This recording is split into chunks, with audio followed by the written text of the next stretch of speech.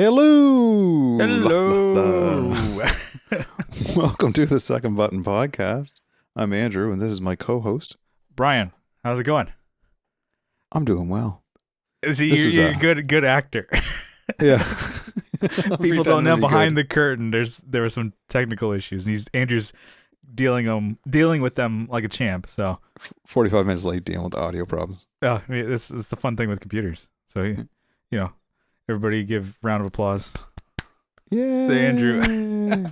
he's putting it up. Oh, wrong button. There you go.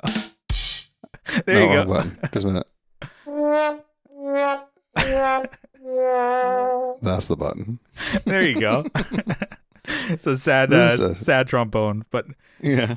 Anyways, that aside, we're a Seinfeld podcast. We're talking about season 2, episode 4, right? Yeah, the phone message. The phone message. So this one, and I'm not going to say this time. This feels like it was a lot longer in the series. but this one definitely, like, I think I initially I'm like, oh, episode's coming up. I gotta refresh on this one, which is I've seen all these, but I'm like, I was listening to it at work and it just flew by. So it seems like so much happens or nothing happens and then it's done. I'm like, no, but we'll get into the episode. Yeah. So it starts off with Jerry doing stand up bit, and he's talking about television and commercials, the TV ads. How it's like no one in commercials are boring. There's no boring commercials because that's not fun, right? It could be topical, at least for us. It's like Super Bowl. I don't know. I'm not a Super Bowl guy, but it's like the TV ads. You want to be memorable. $2 million a second. Yeah. So he's like talking about how the TV ads, nobody's boring, nobody's like normal. Just like there's just tons of enthusiasm. Like, what was it? So we have soda. You watch the TV, it's like, oh man, that's so much fun. There's, everybody's having a party. There's girls in bikinis. There's cars just for soda. And then the idea of like you're just drinking the same product because it's like, oh, it's on the same screen.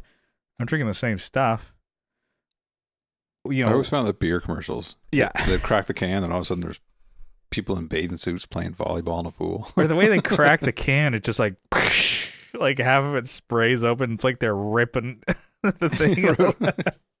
I'm like, all right. So, he's talking about like how it's like, well, if I'm drinking that same thing, then how come I'm not having as much fun? He's like, maybe I didn't put enough ice in it. Yeah. Or I didn't put the right amount of ice. Yeah. So I thought that was, that was pretty cool. But it's also like the idea of like commercials. It's like they're not like based in reality at all. But it's like, do you ever remember? This was like back when I was in high school. It's like that Axe body spray commercial. Oh yeah. Where it's like the guy is just running through the town, and then it's just like a whole mob of women chasing this one dude because he just sprayed Axe. He's just like, and it's just like you see the guy running around the corner. It's like a wide, far away shot, and then just tons of women just like, oh, like chasing this guy down. Like, I want this guy because of the body spray. Yeah, I'm warm for his form. Like, it is pretty good. It's like, it's like, hey, if you douse yourself in this, women are gonna flock to you. Like, it's like they're magnetized to you. And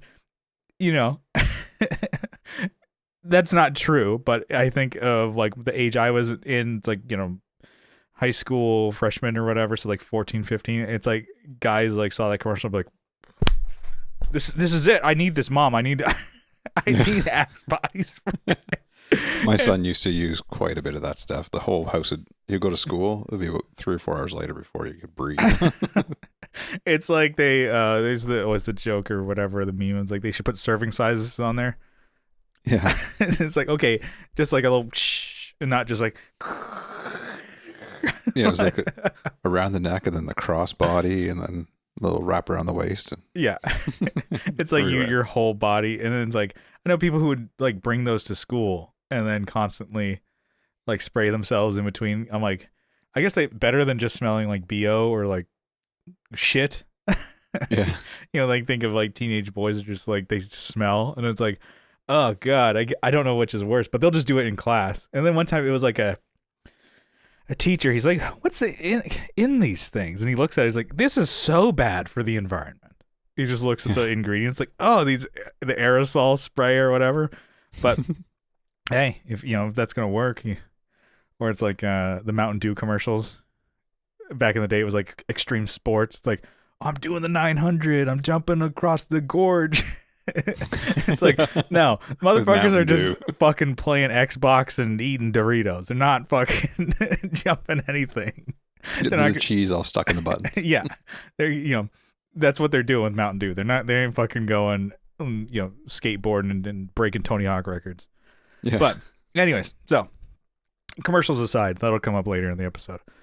They go, and George and Jerry, they're walking and talking into Monks, and they're talking about George. He's talking about a girl, I think at his office, and how he's like standing awkwardly, next to her, and she's smiling at him, and he's just like, I don't know what to do. He kind of like, he doesn't make a move. He's like, I don't know if they're smiling at me or if they like me, but I gotta.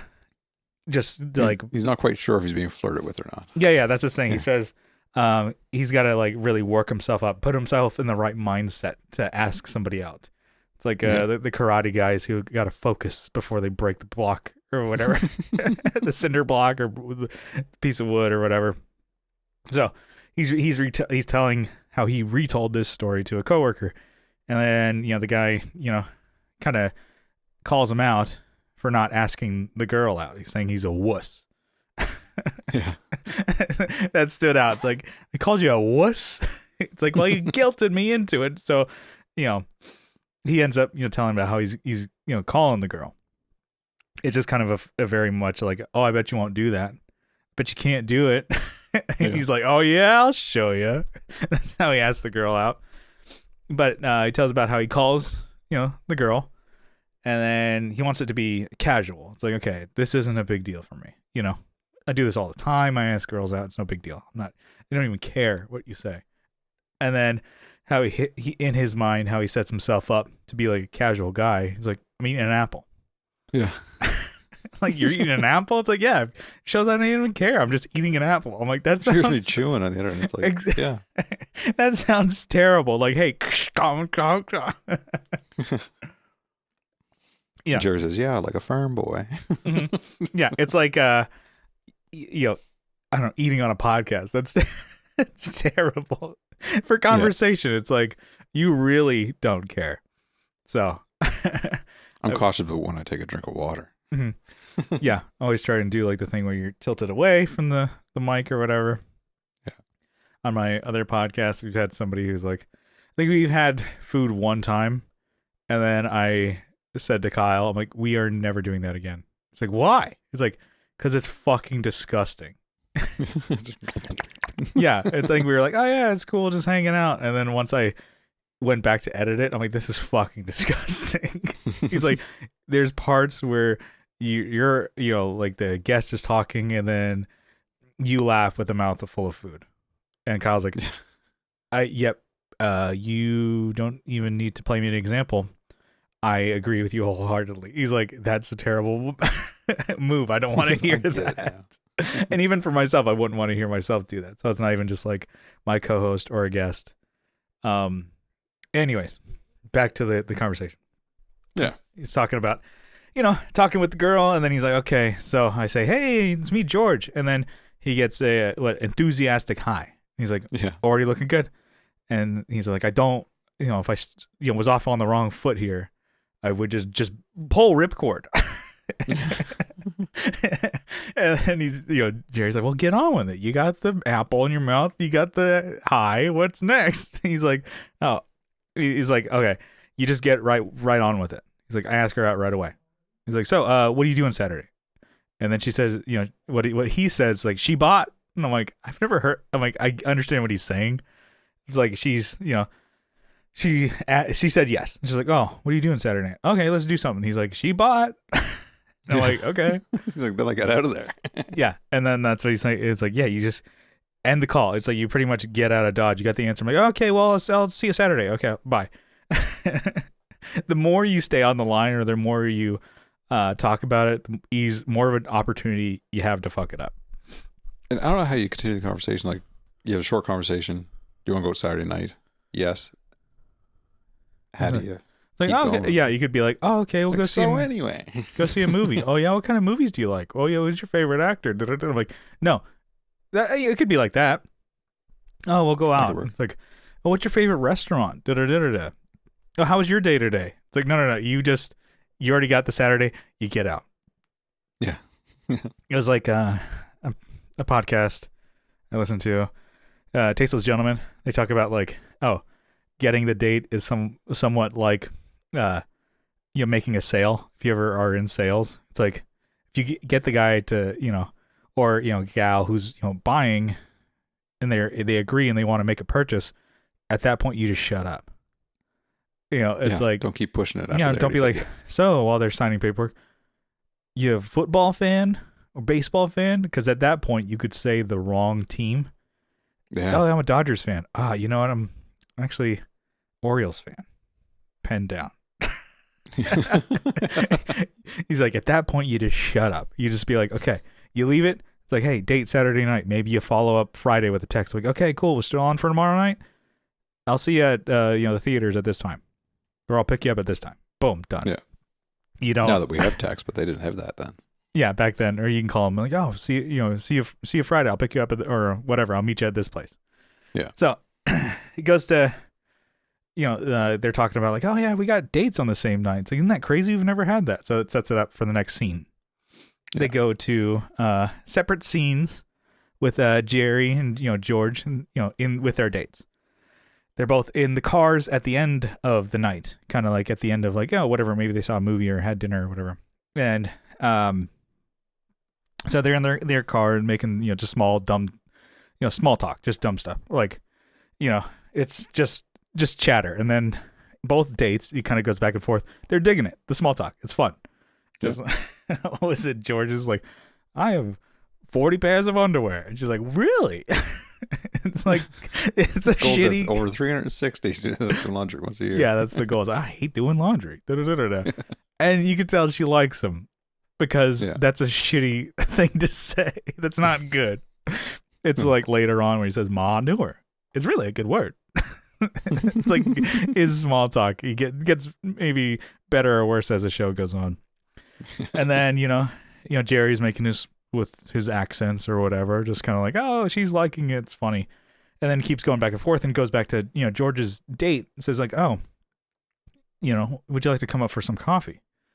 And this is like I think we have talked about this on an earlier episode, but like, George does oh, no, I can't have coffee late. It keeps me up. Yeah. He's like, all right, have a good one. And then it goes back to Jerry, where it's like, oh, his date. It's like, oh, I'd invite you up, but the place is getting painted, so maybe we can go back to your place. And then so it's going good for Jerry. Yeah, he's like, oh yeah, I didn't even have to invite her back to my place. She kind of invited herself, which is like, oh, of course, I like this. So and then it goes to George, and he's just like, realizes what he's done. He's like, that's not copy isn't copy. Oh. But and then it goes, he's like a fucking, like, he fucked up in his head. Yeah. So I feel like I've told this story before where it's like, oh, go out for dinner and invited back to the my date's like apartment. It's like, oh, would you come in for coffee? And I pulled a George, the exact same thing, except at the time, my excuse is like, oh, I don't drink coffee. Like, because I'm like a child. Yeah. I'm like, I think it was like 22, 23. And I'm like, oh, coffee's gross now. Yeah. All right. Talk to you later. Bye. It's like, you fucking idiot. That was me. And I'm like, all right, no, it's coffee. No. I don't want Not a fan. Oh, no, I don't like coffee. It's just the taste of it. No. All right. Talk to you later. Bye. It's probably like, this guy is fucking stupid. Which is true. It's like, George felt like he was an idiot. And I'm like, so did I. But, what are you going to do? So, like I said, George is, made his, he's made his bed. Now he's lying in it on his drive home back to Jerry and his date, Donna, I think, back at his apartment, and is carrying on more of just like small talk of like, oh yeah, what is he says something about his pants. If one's going to kill themselves, they should. Oh yeah, that's what it was. It's like courtesy. It's like if somebody's going to kill themselves, I think they really should leave a note. It's common courtesy. Just the way I was brought up. Like make somebody's death a suicide, make it about you. It's like, I would like to know. That was quite rude. But yeah. So it's like his small talk is still going good. So he's thinking like, man, I'm like, the hits, they just keep on coming. Boom, boom, boom. Might as well. I got something. My pants. I'm going to talk about Dockers. And then he talks about the commercial, which is like, he starts like, saying something mocking the Dockers commercial, the cotton Dockers, the light khaki or whatever, the light Dockers. Yeah, tan Dockers. Saying it's, stupid. It's a stupid commercial. And she's like, I don't like that commercial. And then that. He looks like he stopped mid-swallow. Yeah. He's drinking a glass of orange juice, which is funny. Yeah. It's like, all right. He's not like, because later on, it's like they're gonna like drink wine. And that's like one of the first times you ever see him drinking like an adult beverage. Yeah. Like alcoholic beverage. But he's just in his apartment drinking. It stops like mid-drink of like, what? It's like, I think it's pretty funny. And then he hates it. He thinks it's so stupid and talks about like just poking all the holes. I'm like, they don't even talk about the Docker. They have like, oh, here's a shot of the pants, shot of the pants, shot of the pants. And he's just like teeing off about how shitty it is and how much it sucks. And she's like, well, it's whatever. And he's like, you really think it's funny? Like he won't let it go. No. He's ruining it. And then they have like a deal breaker, someone likes a commercial. It's not something you'd really pursue. But they have an argument about it. Doesn't she leave? No, he sets up a date like, oh, we should see you on Thursday. And then I don't remember if she leaves after the pants argument. No, I think it just pans away. Goes to his monologue. Yeah, okay. Yeah, and then it goes to like his bit about dating, which is kind of like in line with what the show is, like how it's like, the first couple dates or the first dates is like scrutiny of each other. It's like you're just picking them apart. Like you find something about them. It's like, oh, can I be with a person that does this all the time? A person who blinks a certain way or like chews their food a certain way. It's like just finding things like makes them undateable that you're like, oh, I got to end this. And then so it kind of like goes into Jerry and Elaine talking at the apartment where they're, he's talking about the Dockers comment. He's like, how can I be with somebody who likes that? Yeah. Like it's like for him and for his company that he keeps, it's all legitimate. It's like, Jerry, that makes sense. Yeah. You can't be with somebody who likes that. And Lane broke up the guy because he didn't keep his bathroom clean enough. Yeah, she dumped a guy because his bathroom was dirty. Yeah. That makes a little bit more sense than a Dockers commercial. Oh, yeah. Imagine if somebody was so messy or gross or the bathroom was disgusting or they like lived in just like filth. Yeah. I like clean. Yeah.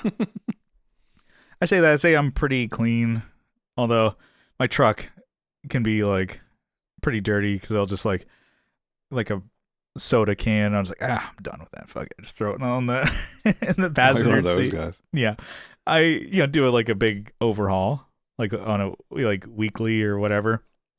But if you catch me in the in between, it's like, Jesus Christ, you live like. I've been in cars that, like the whole in front of the back seat, like where the floor is, like that whole well area that's full of McDonald's wrappers, coffee cups. Yeah, then they get in an accident, then I come see their car. And you're like, Jesus Christ, was this waste Heroin management bin? You just kept all your shit. Yeah. So, I mean, I would like to say in my head that I'm pretty clean, but yeah, if you look at my truck, you're like, oh, Jesus Christ. He's lying. But, okay, maybe the place, anyways, with Elaine's thing, I'm like, okay, that makes sense. I can see her side a lot more than Jerry's. I'm like, if you go to the bathroom, you're like, oh, good God. Yeah. Maybe have a talk about it once and see if it changes. If it doesn't change, then you're done. And they kind of like, to touch on Jerry's things, like, oh, can I be with this person for the rest of my life? Like that. And, it's like, oh, this, Dockers commercial person, can I be with them for the rest of my life? Or this messy bathroom person? A friend's wife would always kind of like, if I was dating somebody, would kind of ask me questions like that. It's like, oh, do you think you could be with so-and-so like forever and like marry them? I'm like, ugh. Like for me, I'm like, the fuck is talking about marriage and forever? The fuck, like, don't fit me into your narrative. Like, I don't know if I could be with someone forever, let alone that person. Yeah, exactly. I'm like, no, marriage and stuff like that's not even on my radar. Especially like if I was like, it'd be like the same thing. It's like mid 20s, early 20s, and now I'm like in my early 30s and still not on the table. Like, still not even thinking about it. No, not marriage, not forever, not kids. And I'm like, no. I'm like, just because that's what you decided. No, and just, her face was just like, nobody's talking about marriage here. No. Well, I'm good. Anyways. But that being said, I'm not actively like looking for like shit to annoy me or break up with a person over. Yeah. I'd like, in my head here, in my own, story of my life that I've created for myself here, I like to think I'm pretty easygoing. Like in my own, I'm not going to look at like shit Seinfeldy and thinking of like, well, that person, ate their peas with one fork at a time, whatever. Yeah. Like that's gonna annoy me. But anyways, so George comes in and he's still like reeling over the whole no coffee, not going up for a coffee thing, where he's like the Pepto-Bismol. Yeah, his props that he has. He's chugging Alka-Seltzer and Pepto. It's like making his stomach hurt. I did watch this one on Netflix and on the DVD. Mm-hmm. So in the DVD, he takes the Alka-Seltzer and he throws it in the cup. Yeah. You can see it fizzing in the cup and stuff. When I went and watched it on Netflix, you don't see that. He throws it in the cup, but you don't see the actual water. So you don't see the fizzing. You don't see everything happening. No. So like we talked about, I think, the first episode, how there's the aspect ratio change. And this is the first time I actually noticed something that I was like, hey, that's actually cut off the bottom of the screen. Like you're missing like 10% of the bottom of the screen. Huh. So, damn. Small Okay. observation. Yeah, that's weird. Wonder, I guess it didn't miss anything because the context was there. Like I knew what he was doing. He had a little packet or whatever. And the fact that he's like, chugging, like he's Pepto, he's just drinking it like, geez. Half a bottle at a time. But yeah, he's telling the story and stuff like that. And then Elaine was like saying, well, you should call her. It was the night previous. And he's like, the next day on Sunday, he's talking, to the crew. And it's like, well, we should call her. He's like, I'm not going to call the next day. So you're too needy. And then, Elaine's saying, I love it when guys call the next day. It's like, yeah, if you like the guy, then you do it. And then, she makes the point. It's like, she did invite you up. And then also, maybe it was just coffee. Coffee could have been just coffee. And also, at the end of the date, she was like, oh, you want to come up? So it's not like she doesn't like you. And so, George is just in his own head. It's like, for Elaine to be the encouraging one for George, too. Yeah. He's like, if she she would like it if I liked her. What was the verbal acrobats that he does? He says, like, she likes it if she would like me to like her if she liked me, but she doesn't like me. Something like that. She wants me to like her if she likes me, but she doesn't like me. That's what it is. It's a lot of likes. And then Elaine said, I don't know what your parents did to you. She's just like, what the hell is your deal here? And then Kramer comes in and he's like, all right, oh, good, you're here. Doesn't he say something like that? Where he's got a shit joke for Jerry, basically. Yeah. He just like, which isn't even a joke. I say joke. in parentheses. I thought a really funny thing for your act. And there's no joke. There's no premise. It just sucks. Yeah. And Did Elaine. you ever notice how cars never get out of the way of ambulances anymore? Someone's in a life-threatening situation and they're thinking, well, sorry, buddy. You should have thought that when you were eating the cheese and omelet sausages. That's like it. There's no joke. And Elaine's laughing and she's kind of laughing in Jerry's face. She's like, it's funny. Like kind of just like egging Kramer on. He's like, yeah, I like to do my own material. And he's like, why? It's as good as anything you do. So he's just shitting on Jerry and be like, yeah, this is funnier than what you do. So yeah. It just like it didn't need to be there. It's so out of the the premise or like whatever the story doesn't push it along, but it just kind of shows Kramer just kind of just in his own world. Space Cadet just comes in, spinning his own. He just I mentioned him. I got a buddy who's a comedian. Every once in a while, I'll just like text him a joke or a funny premise or whatever, and then if I get a good like laugh or whatever, or sometimes even like, oh, whose joke is that? That's how I know I got a good one. Yeah. It's hard to write jokes, but I'll just kind of do stuff like that. And then when he says like, oh, because when he says like, oh, who's that? Is that like, Nick Mullen or whatever? And I'm like, no, actually it's, Brian Begow original. If you wanted to, you could use that for your act. And he says like, oh, you can fuck off. And he's like, same thing. You got to do your own material. It'd be like somebody like writing a song. It'd be like, or like a riff that's kind of like not even fleshed out or no context. Like, if you want, you can use that.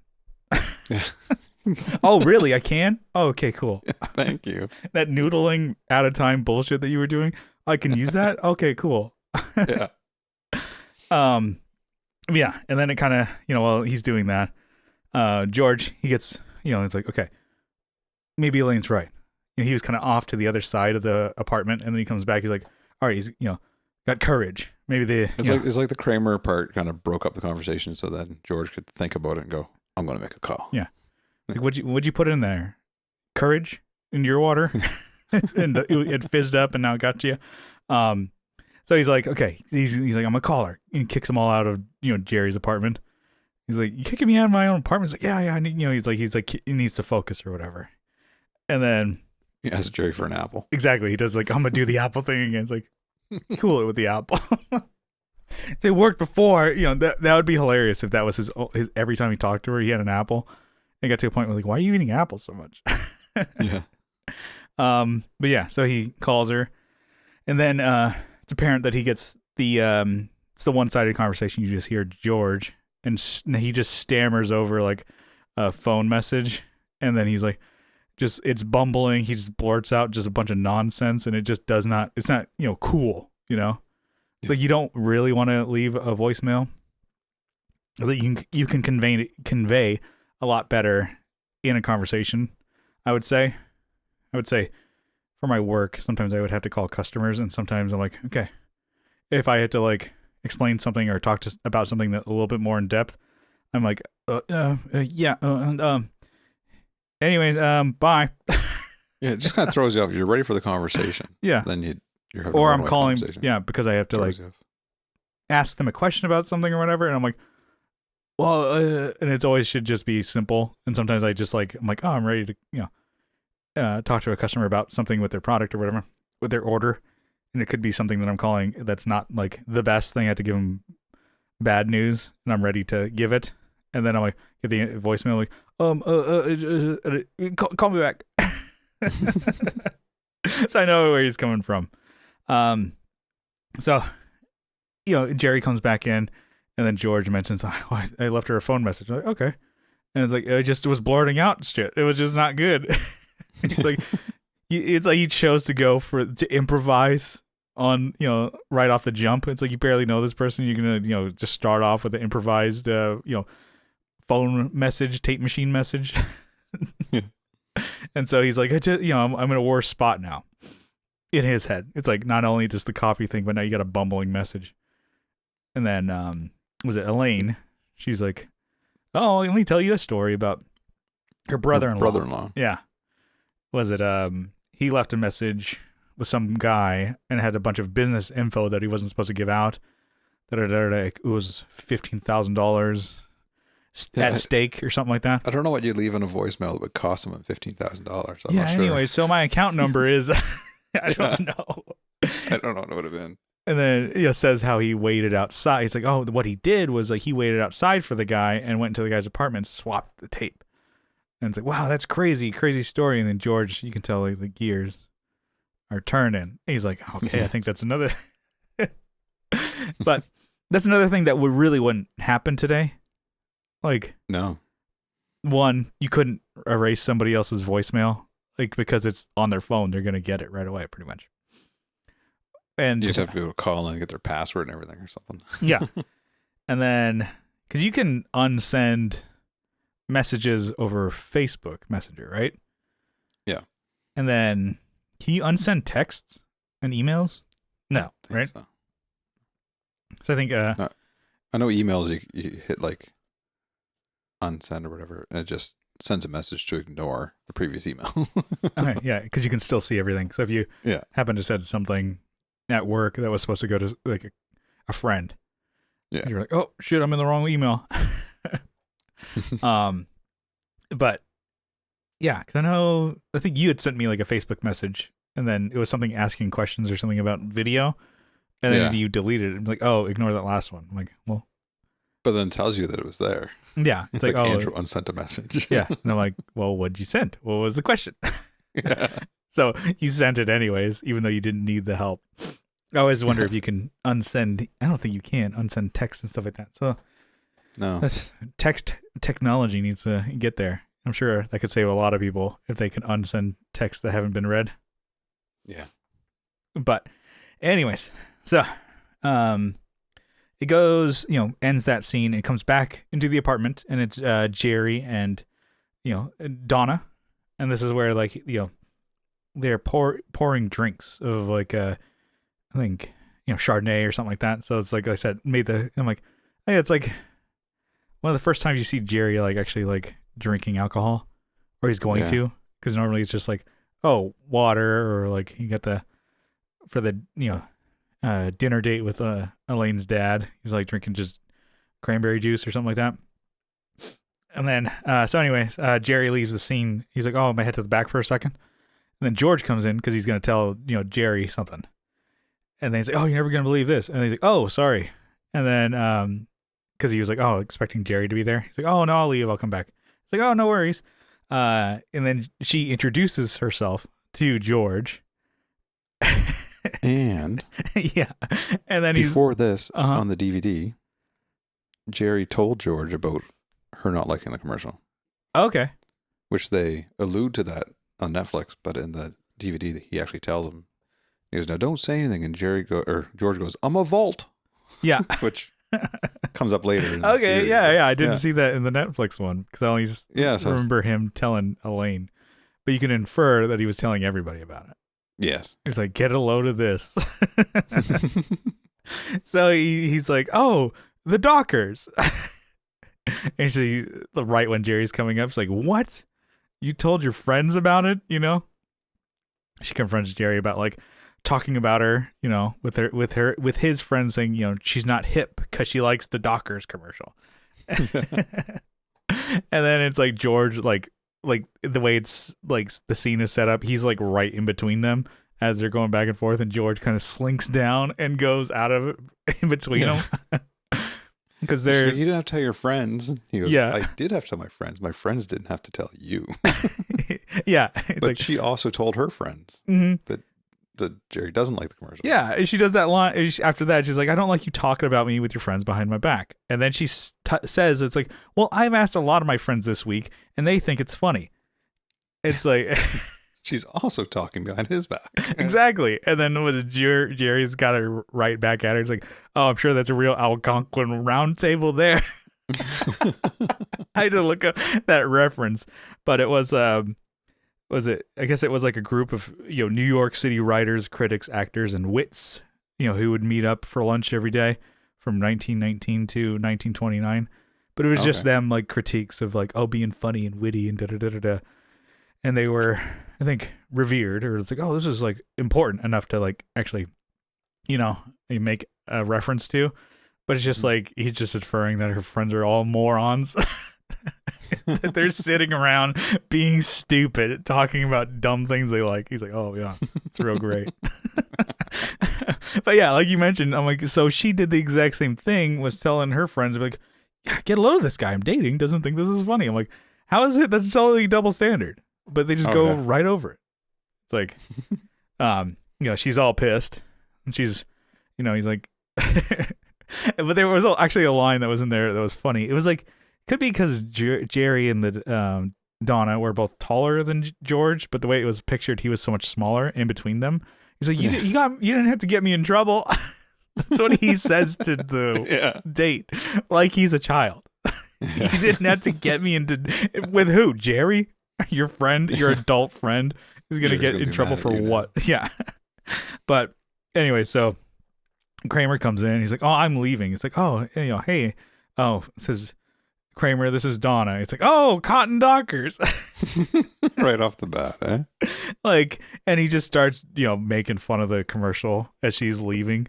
She's not having any of it, And then, he's like, "Oh, I'm sorry for, saying all that. Normally I wouldn't," because that's the line you said. "Normally I'm a vault." Yeah. He's like, "Oh, you did me a favor anyways. It wasn't working out." So he didn't. And there's another date of his that just won't come back. That's how it ends. She's done.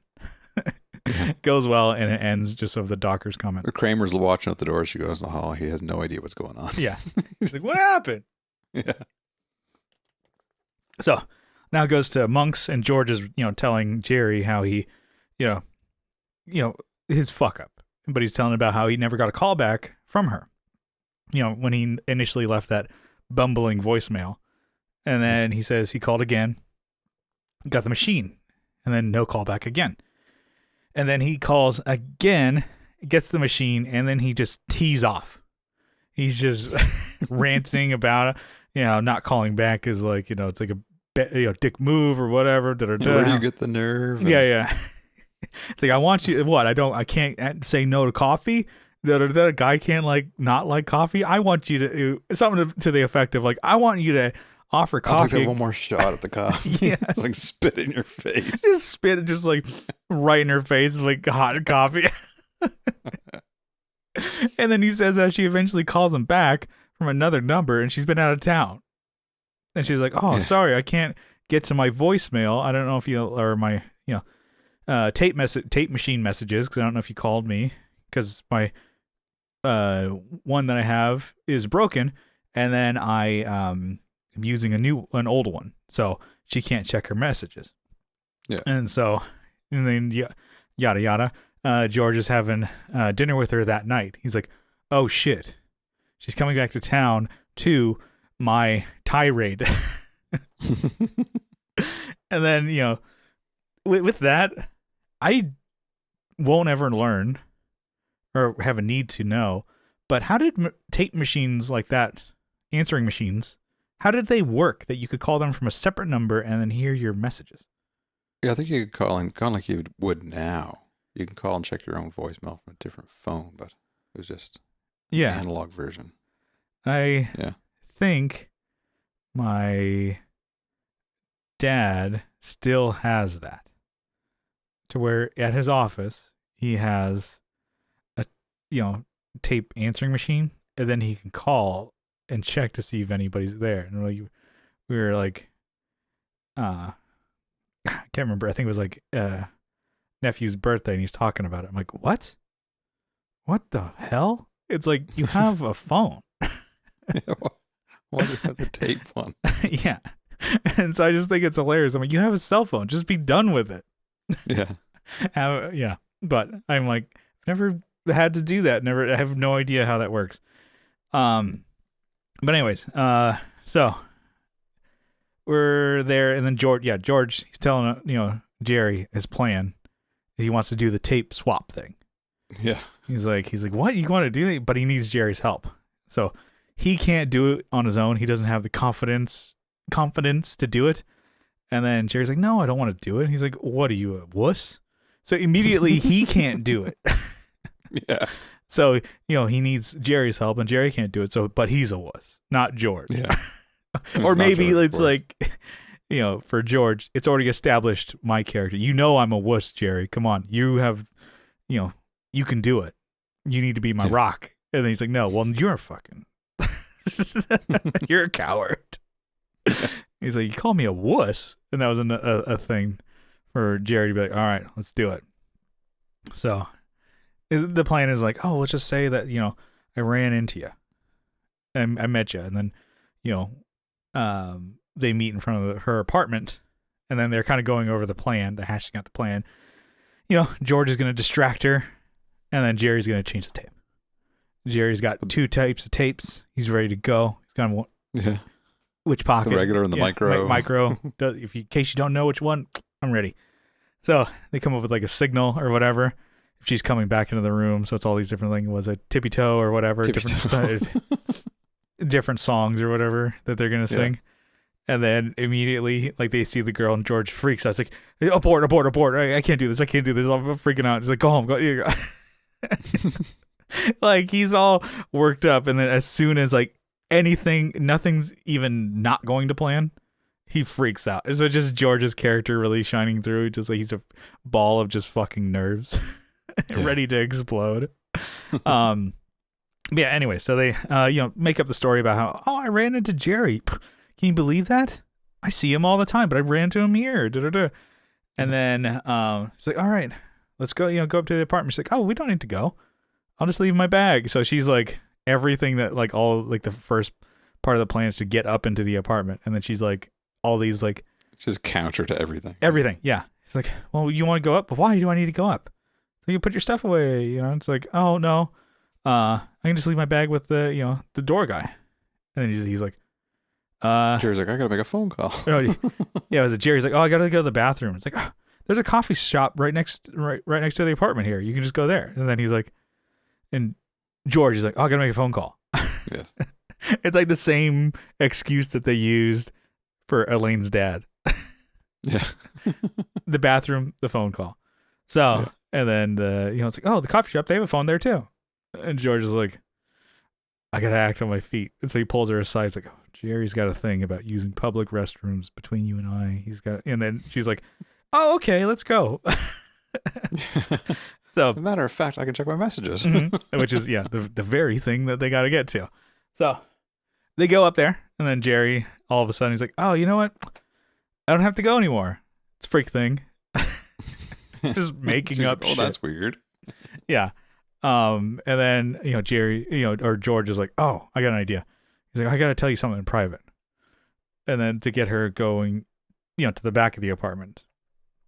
I don't know. Yeah. She kind of sees like, oh, I got to check my messages. So she's kind of going to it. So like Jerry happened to spot that's where it is. And then George, quick on his feet, actually, like, it's there. I got to get you the girl into the back. And so, what is it? Yeah, so they go back there, and then, Jerry is, making his move to the fucking tape machine there. And then, she quickly comes out, and then George is like, forgot the whole thing. I was like, I had to sing a song or whatever. He's like, tippy toe, tippy toe, toe. Which makes it way more awkward than it needs to be. And then she's like, oh, I recognize you. You're a comedian. I've seen you before. And then, George is like, really, that's rude. I was about to tell you something, and then you leave, and then he's like, you got to come back to the back here. And then that would have been so awkward. They've been on one date. Yeah. He's up in the apartment with the best friend. He's like, that was rude. And then Jerry's holding like a little sculpture or something, and she never even mentions anything about it. She's like, oh, I know, you're a comedian. I know. And he's like, do you have any friends, or have you had people that do that? I know one guy, he comes in your house and he just picks up everything in the friggin' house. I'm like, leave my stuff alone. It's my stuff. No, not really. But yeah, I think most of my buddies and stuff like that, their houses are, it's not a whole lot going on that I'm like, oh, I'm gonna pick that up. Yeah. Not a lot of fun things. But or it's even like, I don't know, but it could be just maybe a nervous tick or something. Yeah. And so if you do that, most people could just futz with their phones nowadays. True. But yeah, it is funny that he's holding something. She never mentions anything. Pulls her in the back, and And then Jerry, he sets that thing down, swaps the tape right away. He's done with the deed. And then she immediately comes back. Or, Jerry makes a signal. He's like, all right, I'm ready to go now. And then, she's coming back. She's like, that's what you had to tell me in private? That your dad wears sneakers in the pool? Yeah. That's weird, don't you think? And anyways, so she's like, oh, let me just check my messages. She looks at the machine. She's like, nope, we're good. No new messages.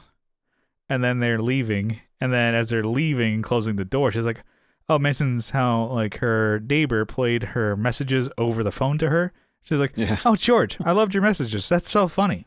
I love jokes like that. Yeah. We're both laughing, cracking up. Like, she thought it was all a bit. Like, yeah. I don't see how that could be. Especially if you didn't know someone well. Like, I think if I did that to someone I know well, they didn't know if I was joking, but if you're on a first date and you got those messages, you wouldn't think it was a joke. Yeah. You'd be pretty pissed off. Well, it might be somebody, because like from the office, so they might already kind of know each other. Yeah, true. But yeah, it was good. Ended up like they didn't have to do any of that. They didn't have to freak out or do any of that because she ended up liking it, which I think is pretty funny. But yeah, so it kind of ends with Jerry stand up, which is topical. So it's like he's talking about how he wishes he was a phone machine. It's great. I love my phone machine. I wish I was one. So you could get into yeah. If you were in a conversation with somebody that you don't like, you'd be like, oh, you could just like, could you leave a message and I'm gonna walk away now. And then just from conversations. And then like, oh, okay. And then he also goes into the bit about, cordless phones aren't as good as the corded phones, the ones with the receiver. So he's like, you could always like slam the receiver at the end of a phone call into the base with authority to end a phone call. You don't ever talk to me like that. Smash. That's the same with cell phones now. You can't slam. With I thought at one point to make an app. So you have your answer phone button, your hang up phone button, and a slam phone button. So if you're pissed off, you can just hit that and it just made the big. Because they get that on the other end too, right? Yeah. Yeah, if they can get the slamming of the phone before. Yeah. So someone could be able to make an app so you can slam the phone on someone on a cell phone. And it's also just makes, but also just like feels good to like on your end of it. Like, you can't do that. Do me like that. But he just makes a joke about how pushing the button. Oh, da-da-da. It's like, oh yeah, what? I feel like that's definitely was like redone in the 90s by somebody. I can't remember if it was like Dane Cook or Kevin James or something like that. I could have sworn I've seen that. Rework the joke? Yeah, rework the joke into being about cell phones, like which is true. Yeah. But all you have is that red hang up button. Oh yeah, boom. We're done with that. But have you ever seen somebody like so mad at their phone or whatever that they throw it? I have seen maybe like they throw it or maybe smash it and just like it breaks and it's like you get so pissed at the phone conversation. You're so passionate, maybe. Yeah. It's like, yep, you showed them. your broken phone really is gonna affect them. It's like thumbs up, genius. Good job. We have somebody like, damn it, slam. So dumb. You just shattered your screen, and now with like smartphones, you're like, okay, oops. Yeah. But yeah, those flip phones though, you could throw some of those. The old Nokias, you could chuck that across the room, no problem. Yeah. I had not a razor, but it's like a cheap version of a razor. It was always good to just like snap it closed. Yeah, snap it closed. Yeah. Got him. But yeah, that was the episode. It was a fun one. It was a good one. Well, it was like the team kind of more together as a unit. I guess with Kramer less so. He was just kind of in for like, a couple comedic effects or whatever, just to like add more to the joke, like the Dockers thing. But I feel like them all working together. Like Elaine's like, oh, I got it. This is what you could do. And George really taking it to heart to be like, all right. Yeah. That sounds all like mingled into the story more. Yeah. But yeah, good episode. So that concludes episode 9 of our podcast. Yeah. Yeah. We're halfway through season 2. Okay. Yeah. I've been season 2 is 8 episodes, I think. I think I was like listening to it at work like it was a podcast. Yes. These are are getting good. I like the I'll not just spoil it, but the one where it's like with the statue that gets stolen. Oh yes. That one's good. But yeah, no, this is fun. So yeah, be sure to check us out on social media. We're on Instagram, and then we have a Twitter as well. And then we're doing video form, seems to be working out on YouTube. So you can watch the podcast in video form. Not that there's a whole lot more than that, but some people like watching podcasts. So you can do that. All linked in the description of the podcast here. Yes. So and I'm going to figure out my audio problem for next week because I hear my voice come back at me 3 times now, and it's driving me insane. All right. Well, you were a trooper for sure. If I seem less engaged, it's because I'm going crazy. I'm hearing all Andrew all the time. It's like just echoing. Just like yeah. It's like I haven't talked for 3 minutes. How am I still hearing? All myself? I heard for the last 45 minutes was hello, hello, and it starts feedbacking on itself. Self-oscillation. Oscillates forever. All right, we will see you, a couple weeks. Thanks for watching. For listening. Thanks for listening. Bye. Goodbye now.